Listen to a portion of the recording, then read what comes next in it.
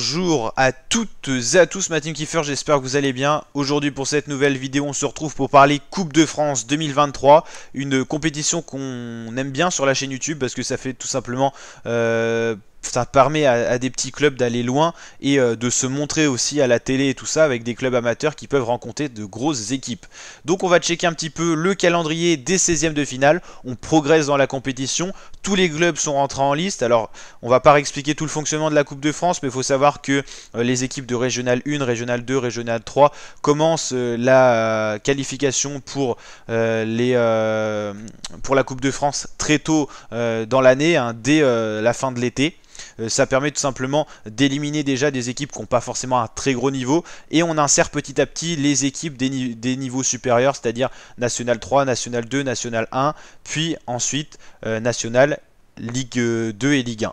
Donc la Ligue 1 il rentre assez tard dans la compétition, vers les 32e, et ça permet tout simplement de faire un pré-tri avant de retrouver vraiment les meilleures équipes, les équipes qui ont mérité leur place.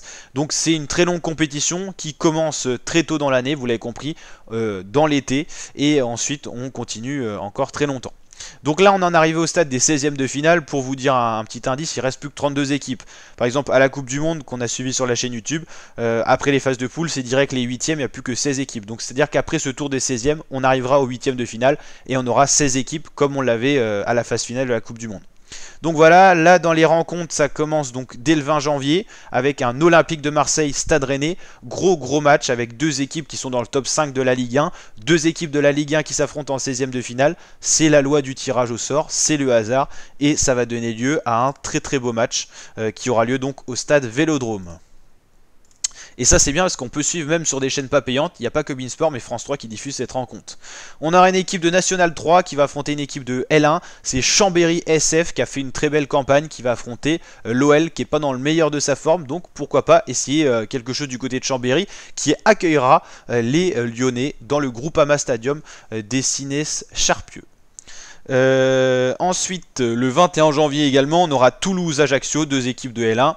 On aura également en quatrième match Bastia-Lorient, équipe de L2 vs une équipe de Ligue 1.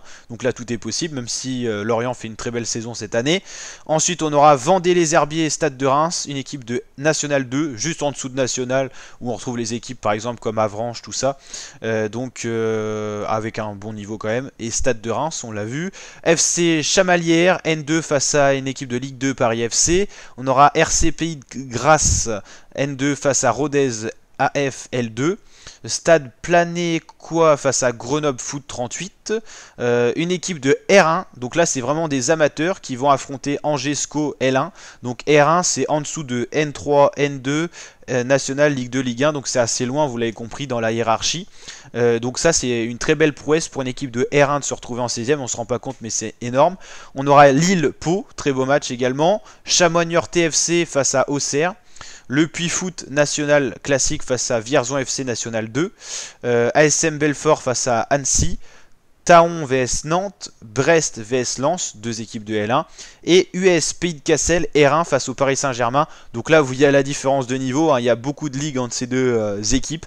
Mais en tout cas c'est une belle occasion pour le Pays de Cassel, l'US, donc d'affronter une très belle équipe qui est le Paris Saint-Germain. En plus ils vont les accueillir dans leur... pas vraiment dans leur stade, ça sera à Lens, hein, quand même. À Bollard. Donc voilà le stade le plus à proximité. Pour donner un petit ordre d'idée, et non ça c'est les tirages au sort, mais ah oui d'accord, là après c'était des tours de qualification, donc c'est assez spécifique. Donc voilà. Est-ce qu'il y avait des équipes qui avaient sorti, des petites équipes qui avaient sorti des grosses? Pas forcément. Ok. Ah oui, Monaco s'est fait sortir par Rodez, hein, quand même. C'est vrai que Monaco on n'avait pas pensé, mais ils sont plus là.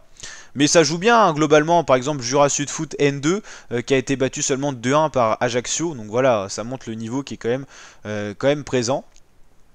Et sinon, ouais, bon là il y avait un match Lorient-Châtaigneraie 6-0, mais c'était une équipe de R1 qui avait réussi à se hisser ici, hein. Vendée-les-Herbiers, Stade Poutivène, ok, beaucoup d'équipes, hein, c'est toujours très intéressant à suivre. Par exemple là, ES Taon a battu Amiens au tir au but, mais 4-2, hein, donc c'est pas rien. Ouais, voilà, équipe de R1 face à Stade de Reims, c'était assez compliqué.